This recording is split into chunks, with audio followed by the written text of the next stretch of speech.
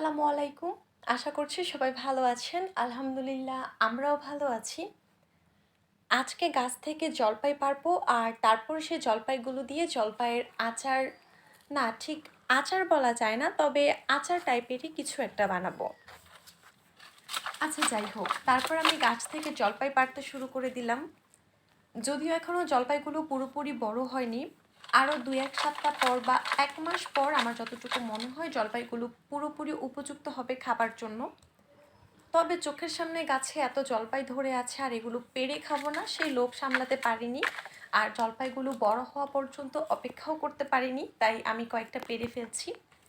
ঠিক এতটুকু সাইজের হয়েছে, আবার কিছু কিছু এর চেয়ে আর একটু বড়ও হয়েছে। জলপাইগুলো যখন গাছ থেকে পাড়ছিলাম তখন ভাবছিলাম বাড়িতে বসে জলপাইয়ের কোনো একটা আচার বানাবো আর তারপর সে আচারের রেসিপিটা আপনাদের সাথে শেয়ার করব। তবে আর সেই সময়টা হয়ে ওঠেনি, কারণ যেদিনই জলপাইগুলো পেড়েছিলাম সেদিন বিকেলবেলায় আমাদের ঢাকায় চলে আসতে হয়, যার কারণে আর জলপাইয়ের আচারের যে রেসিপিটা করার কথা ছিল বা আমি যেটা ভেবেছিলাম সেটা আর করা হয়নি।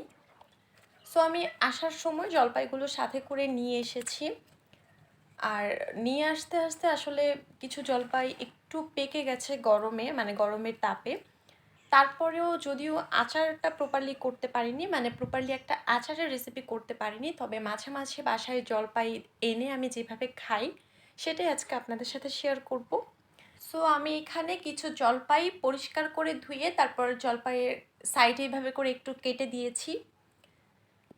এবার চুলায় একটা পাত্র বসিয়ে তাতে পর্যাপ্ত পরিমাণে পানি দিয়ে দিচ্ছি। এরপর অপেক্ষা করব পানিগুলো গরম হয়ে আসা পর্যন্ত। পানি গরম হয়ে এলে এইবার এখানে যে জলপাইগুলো ধুয়ে কেটে নিয়েছিলাম সে জলপাইগুলো দিয়ে দিলাম, আর সেই সাথে দিয়ে দিলাম পরিমাণ মতো লবণ। এরপর দিয়ে দিচ্ছি পরিমাণ মতো মরিচের গুঁড়া। মরিচটা আপনারা যে পরিমাণে ঝাল খেতে চান সে পরিমাণেই দিবেন।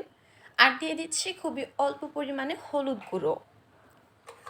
এরপর এখানে বিট লবণ দিয়ে দিচ্ছি। যদি বিট লবণ ব্যবহার করেন তাহলে লবণের পরিমাণটা একটু কমিয়ে বা ব্যালেন্স করে দিতে হবে। আর সেই সাথে দিয়ে দিচ্ছি চিনি। চিনিটা একটু বেশি দিচ্ছি কারণ জলপাই যেহেতু বেশ অনেকটাই টক থাকবে। এরপর এগুলো একটু নেড়েচেড়ে মিশিয়ে দিব আর তারপর বেশ অনেকটা সময় সেদ্ধ করতে থাকবো, যতক্ষণ না পর্যন্ত পানিটা এরকম টেনে কিছুটা ঝোল বা ঘন হয়ে আসে। এই তো ব্যাস হয়ে গেল।